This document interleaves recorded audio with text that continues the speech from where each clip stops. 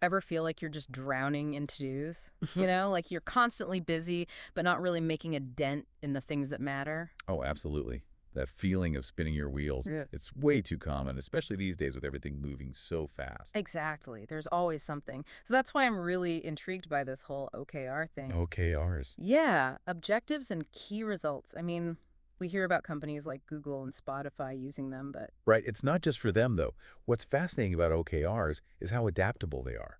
Whether you're leading a team, launching a project, heck, even just trying to up your personal productivity game. okay, so break it down for me. For those of us who might be new to OKRs, what are they really? At their core, they give you this framework for setting ambitious goals. But even more importantly, I think, is that they force you to figure out how to measure your progress. So it's not enough to just say, I want to be successful. You have to define what that actually means. Exactly. One of the sources I read put it perfectly. I will objective as measured by this set of key results. I do love a good formula. Okay, so let's say my big goal is to write a novel. How would I turn that into an OKR? All right, so you could say, I will write a novel this year as measured by completing 2,000 words each week. So the novel itself is the objective, and the weekly word count is like, The measurable key result. okay, I'm starting to see it. So it's about breaking those big, maybe even intimidating goals down into smaller steps. Exactly. And what's powerful is the act of measuring. What gets measured gets managed, right? Totally. But with OKRs, it's like we're adding this extra layer of, I don't know, intentionality. Absolutely. Intentionality, clarity, focus. But it also brings in this aspect of transparency for individuals, but especially for teams. Now, that's something that really stood out to me in the research, how OKRs can help everyone in a company be on the same page. Can you elaborate on that a bit? For sure. It's all about alignment. When everyone's clear on the big objectives and how their work fits into that, it creates this shared sense of purpose. So no more working in isolation, wondering if what you're doing is actually moving the needle. Exactly. Connects those daily tasks to the bigger picture. Makes for a more unified and ultimately a more productive environment. Okay, I'm sold on the why of OKRs. Clarity, ambition, alignment. But what about the how? How does this actually work in practice? So it all starts with setting those ambitious objectives. And here's where it gets interesting. You're not actually expected to hit 100% of your goals with OKRs. Wait, I've heard that, but why wouldn't the point be to achieve everything you set out to do? The point is growth. The sources actually call these big, ambitious goals moonshots. It's about pushing yourself beyond what you think is possible. Okay, so it's less about setting yourself up for failure and more about acknowledging that even if you just get partway to this really audacious goal, you still achieve something. Exactly. It's that striving for something exceptional, knowing that you're going to learn and grow throughout the process. I like that. But what does a moonshot goal look like in action? Can you give me an example? Sure. Think about a personal goal, like, say, you've never run a 5K before, but you set this moonshot goal of running a marathon. Okay, yeah, that'd be a moonshot for me. I get winded just thinking about it. Right, but that's the point. The goal itself is ambitious, might seem impossible, but with OKRs, you break it down. You wouldn't start by trying to run 26.2 miles on day one. Well, that's good to hear. So how would you break down that marathon goal? You'd set key results like run 3 times a week, gradually increasing your distance, incorporate strength training to prevent injuries, join a running group for accountability. These give you a path toward that big goal. Okay, and because those key results are measurable. You can track them, see how you're doing, and adjust if you need to. Right. So if I'm hitting my weekly runs, maybe I increase my mileage sooner. That's a pretty key difference between OKRs and other goal setting methods, right? Absolutely. Like, what about SMART goals? Specific, measurable, achievable, relevant, time bound. Those are pretty popular. Are OKRs just SMART goals with a different name? Lots of people ask that. There are definitely some overlaps, but OKRs are really focused on ambition and being adaptable. You need that flexibility, especially in today's world. So it's less about checking off boxes and more about, I don't know, navigating toward this big vision. Exactly. You've got a clear direction, but you're also open to adjusting as you go, as you learn new things and face new challenges Which, let's be honest, happens all the time in today's world. all the time. And it's not just about things changing externally. OKRs also encourage you to learn from your own progress. If something's not working, you can adapt. It's definitely a more dynamic approach than what I'm used to. And it's not the only framework out there. There's also MBOs, which stands for Management by Objectives. Oh, I've heard of those. How are they different? Well, MBOs are usually a top-down kind of thing. Managers set the objectives, and employees work toward them. OKRs, though, encourage more team input, more feedback. So it's more collaborative. Exactly. And that collaborative spirit is key. It not only creates a sense of ownership, but it often leads to more innovative and effective goals. Makes sense.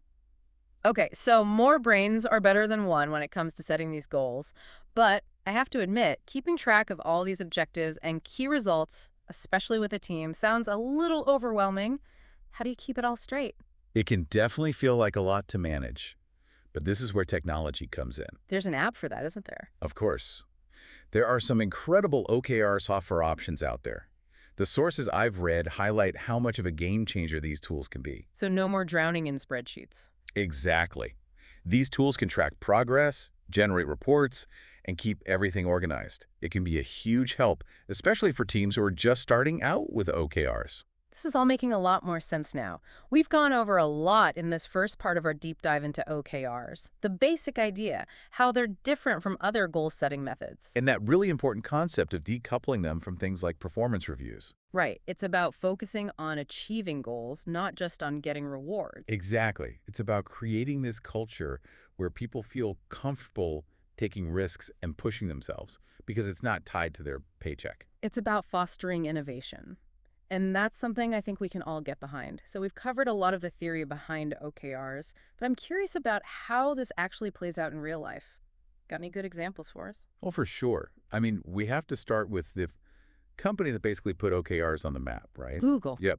They've been using OKRs for decades. It's a core part of their company culture now. And Google's known for setting some pretty ambitious goals, to say the least. Right. Like one of the early OKRs was literally to become the most popular search engine in the world. Wow.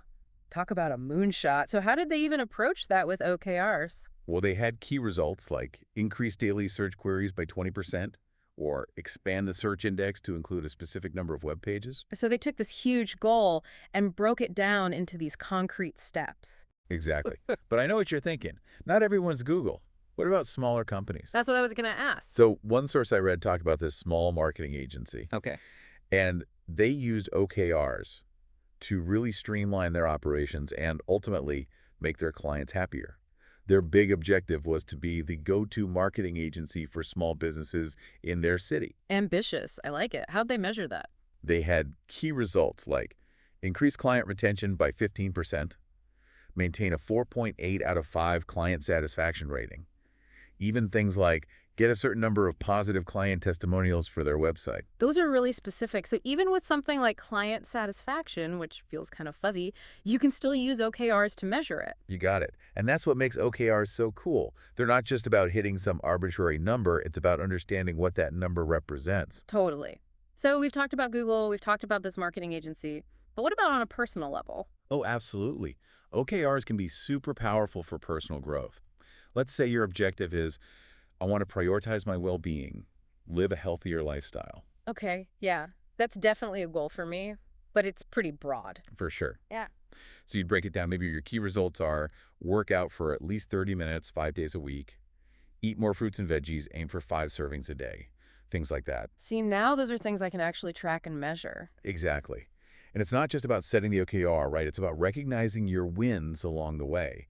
Each time you hit one of those key results, celebrate that. Oh, that's so important. It's easy to get caught up in chasing the next goal and forget to appreciate how far you've come. Totally. OKRs can actually make the whole process more enjoyable, I think, because you're not just focused on the end result. I love that. Okay, but let's be real. Setting ambitious goals can be intimidating.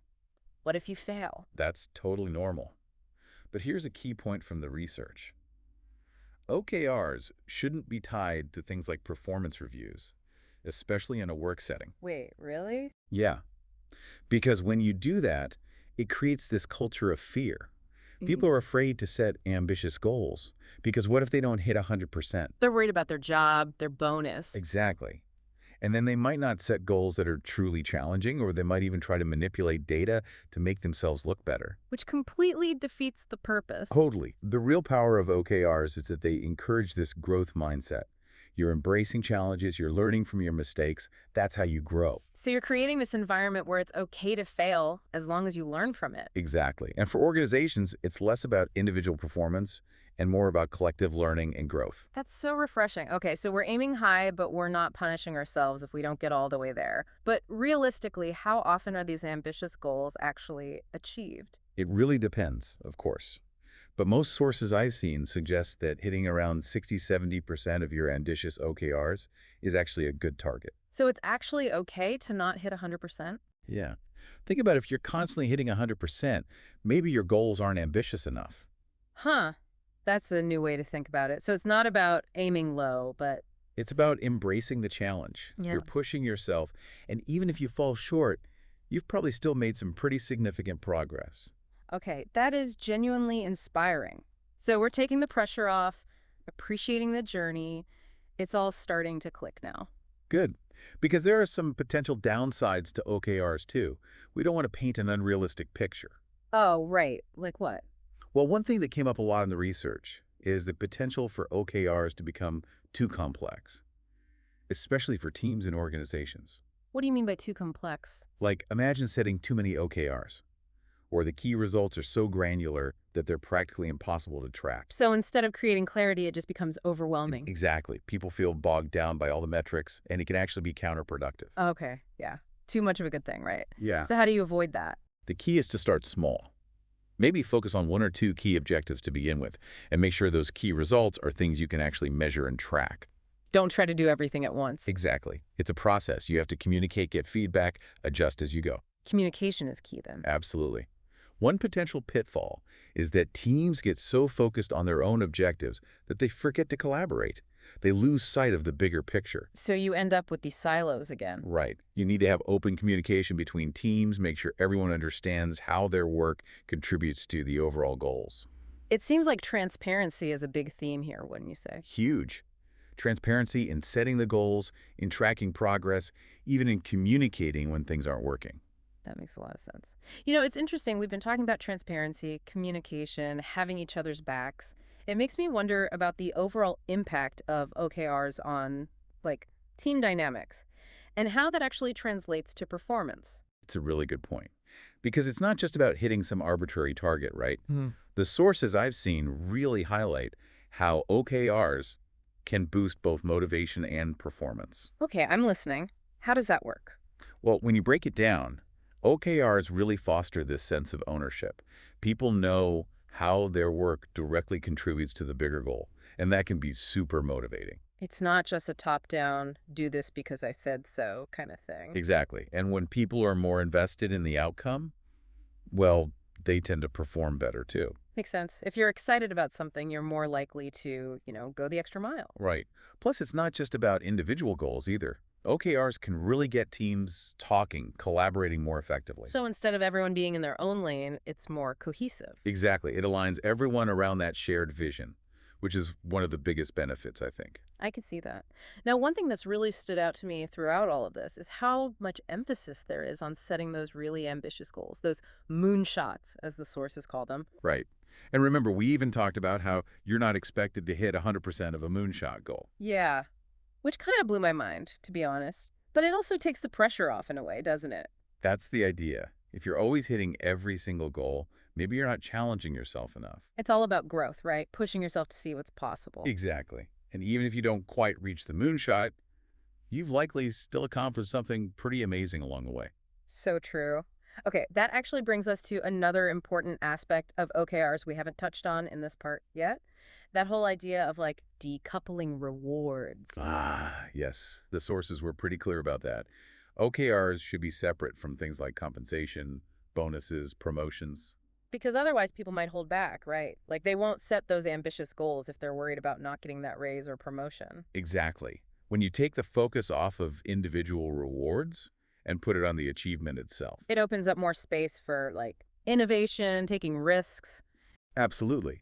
And that's where the magic happens, I think. You create this culture where people feel safe to try new things, to really push boundaries, and that can lead to incredible results. It's like you were saying earlier, it's not just about hitting some number. It's about what that number represents, the growth, the collaboration, the learning that happened along the way. Couldn't have said it better myself.